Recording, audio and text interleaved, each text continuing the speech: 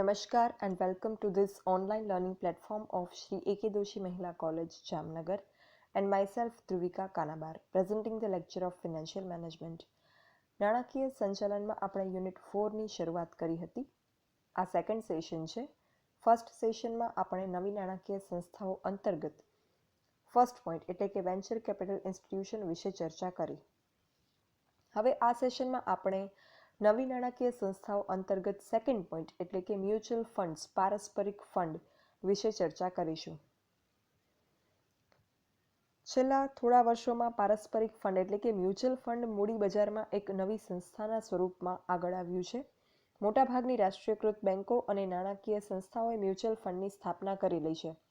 Mutual funds એ મૂડીરોકાણ ક્ષેત્રે મદદરૂપ બનાવવામાં સારી એવી પ્રગતિ કરી છે અને હવે સરકાર ખાનગી ક્ષેત્ર અને સંયુક્ત ક્ષેત્રે પણ મ્યુચ્યુઅલ ફંડનું કાર્યક્ષેત્ર વિસ્તારવા માટે વિચારણા કરી રહી છે અને સરકારે ભારતીય જામીનગીરી તેમજ વિનિમય બોર્ડને એટલે કે security and exchange board of India સેબીને આ અંગે માર્ગદર્શક સિદ્ધાંતો બનાવવા માટે એટલે કે ગાઈડલાઇન્સ રેગ્યુલેશન્સ બનાવવા માટે અને તેના કાર્યોનું નિરીક્ષણ તથા નિયમન કરવા માટેનો અધિકાર પણ આપેલો છે. અને નરસિંહમ કમિટીએ મ્યુચ્યુઅલ ફંડની કામગીરીને વધારે વૈજ્ઞાનિક બનાવવા માટે અમુક ભલામણો કરેલી છે, રિકમેન્ડેશન્સ કરેલું છે. જેમ વેન્ચર કેપિટલ ઇન્સ્ટિટ્યુશનની પ્રવૃત્તિને પણ વેગ આપવા માટે જેમ નરસિંહમ કમિટી અમુક રિકમેન્ડેશન કરેલા હતા એમ આમાં પણ અમુક રિકમેન્ડેશન કરેલા છે. જે અંતર્ગત મ્યુચ્યુઅલ ફંડના નિર્માણ માટે એક યોગ્ય વિનિમય માળખું કાયમી ધોરણે બનાવવું કે જેનાથી સ્પર્ધાત્મક વાતાવરણમાં તેનો મજબૂત અને સુવ્યવસ્થિત વિકાસ શક્ય બની શકે. અને બીજી ભલામણ નરસિંહમ કમિટીએ એવી કરેલી છે કે મ્યુચ્યુઅલ ફંડની સ્થાપના અને કાર્ય સંચાલન માટે એક યોગ્ય કાયદાકીય માળખું સ્થાપિત કરવું જોઈએ. હવે મ્યુચ્યુઅલ ફંડ્સ જે છે એને બે વિભાગમાં વર્ગીકૃત કરવામાં આવે છે. બે ટાઈપ્સ છે મ્યુચ્યુઅલ ફંડને બે ટાઈપમાં ક્લાસિફાય કરવામાં આવે છે. એક તો open ended scheme mutual funds અને બીજું close ended scheme mutual fund. જે open ended scheme mutual fund છે એટલે કે અનાવૃત સીમા યોજના, એમાં મ્યુચ્યુઅલ ફંડમાં શેરની સંખ્યા જે છે એ નિશ્ચિત નથી. એટલે ફંડ દ્વારા જ ફંડની પુનઃ ખરીદી અને ફરીથી નવા શેરનું વેચાણ કરી શકાય છે. સામાન્ય રીતે ખરીદ વેચાણના વ્યવહારોનો આધાર જે હોય એ નેટ એસેટ વેલ્યુ હોય છે. એટલે યુનિટ પ્રાઇસ નથી હોતી બટ નેટ એસેટ વેલ્યુ, ચોખ્ખી મિલકતની કિંમત જે છે એના ઉપર આધાર હોય છે. અને વેચાણ કિંમત કરતાં પુનઃ ખરીદ કિંમત થોડી નીચી હોય છે. ફંડની ચોખ્ખી મિલકતોની કિંમતનો વધારો અને ઘટાડો રોકાયેલી જામીનગીરીના પોર્ટફોલિયોના પરફોર્મન્સ ઉપર આધારિત છે. ફંડના ખરીદ વેચાણના ભાવ જે છે એ વખત બહાર પડતા હોય છે અને રોકાણકારો પોતાના યુનિટ વેચવા માંગતા હોય તો ફંડે બહાર પાડેલ ભાવે એ યુનિટ જે છે એ ખરીદી લે છે. જે રોકાણકાર નવા યુનિટ ખરીદવા માંગતા હોય એણે ફંડ જાહેર કરેલ કિંમતે યુનિટ વેચે છે. ફંડ રોકાણકારના યુનિટ ફરીથી ખરીદે ત્યારે વેચાણ કરતાં ઓછા ભાવ આપે છે. એટલે આવી યોજનામાં ફંડ રોકાણની કુલ કિંમત નક્કી નથી હોતી, એ બદલાતી રહે છે. ભારતમાં વ્યાપારી બેન્કોએ સ્થાપેલા ફંડ જે છે એ આવા પ્રકારના છે. અને બીજો પ્રકાર છે મ્યુચ્યુઅલ ફંડનો બંધ સીમા યોજના એટલે કે close ended scheme mutual fund.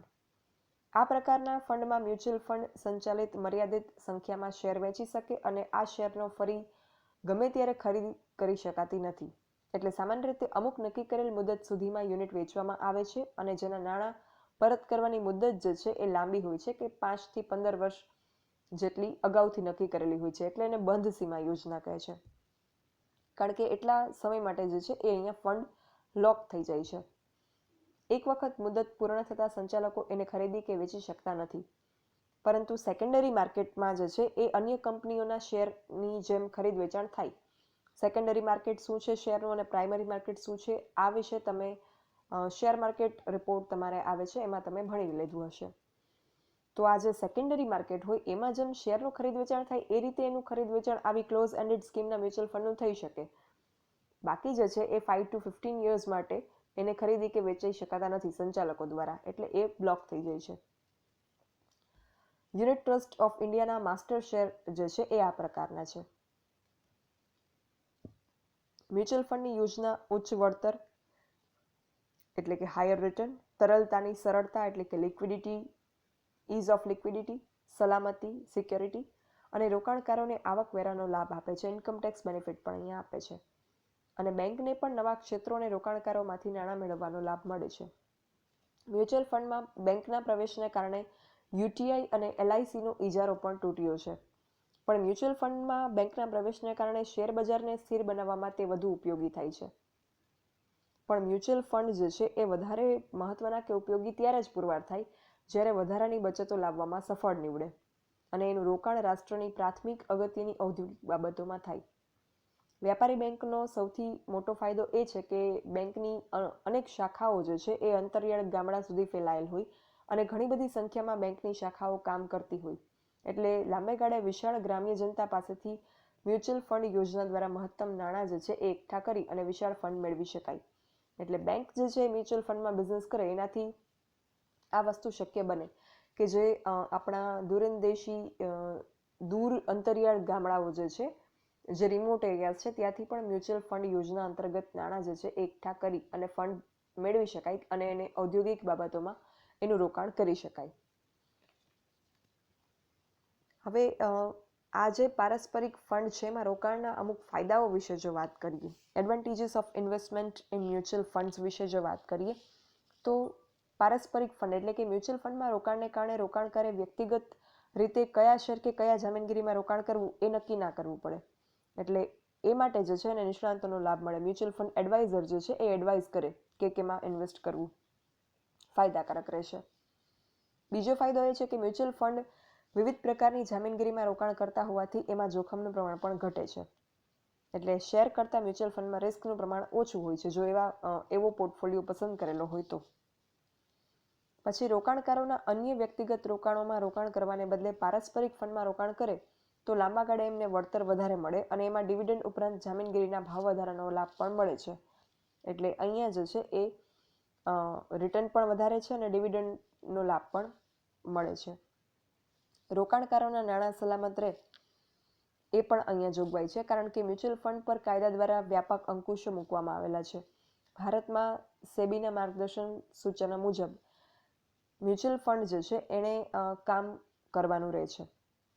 એમ છતાં એના સંચાલકો અપ્રામાણિક બની અને ગમે તેવી કંપનીના શેર ઊંચા ભાવે ખરીદી પોતે કરોડો રૂપિયા બનાવી લે તો એવા સંજોગમાં રોકાણકાર જે છે એ નુકસાનમાં ઉતરે છે. પણ એના માટે પણ જે છે એ સેબીની ગાઈડલાઇન્સ હજુ વધારે સ્ટ્રિક્ટ બની રહી છે કે જેથી આ વસ્તુ થવા ન પામે. એ ઉપરાંત મ્યુચ્યુઅલ ફંડમાં નાના રોકાણકારો નાણાં રોકી શકે છે અને વ્યાપારી બેંક ગામે ગામે શાખા ખોલી રહી છે એટલે ગ્રામ્ય વિસ્તારના લોકો પણ પોતાની બચત એ બેંકના મ્યુચ્યુઅલ ફંડ્સમાં નાણાં રોકી અને કરી શકે. એટલે વિશાળ નાણાં ભંડોળ જે છે એ અહીંયા મેળવી શકાય છે કે જે પછી ઔદ્યોગિક મૂડીરોકાણ તરફ જેને વાળી શકાય. તો આ જે છે એ મ્યુચ્યુઅલ ફંડ એટલે કે પારસ્પરિક ફંડના ફાયદા છે. તો અહીંયા નવી નાણાકીય સંસ્થાઓ અંતર્ગતનો સેકન્ડ પોઈન્ટ એટલે કે મ્યુચ્યુઅલ ફંડ્સ પારસ્પરિક ફંડ એનો ટોપિક પૂરો થાય છે. પારસ્પરિક ફંડ અંતર્ગત બે પ્રકારની યોજના ક્લાસિફાઈ થયેલી છે, અનાવૃત યોજના અને બંધ યોજના, બંધ સીમા યોજના. ઓપન એન્ડેડ સ્કીમ અને ક્લોઝ એન્ડેડ સ્કીમ એ બંનેની આપણે ચર્ચા કરી અને મ્યુચ્યુઅલ ફંડ્સમાં ઇન્વેસ્ટમેન્ટના ફાયદા શું છે એના વિશે આપણે ચર્ચા કરી.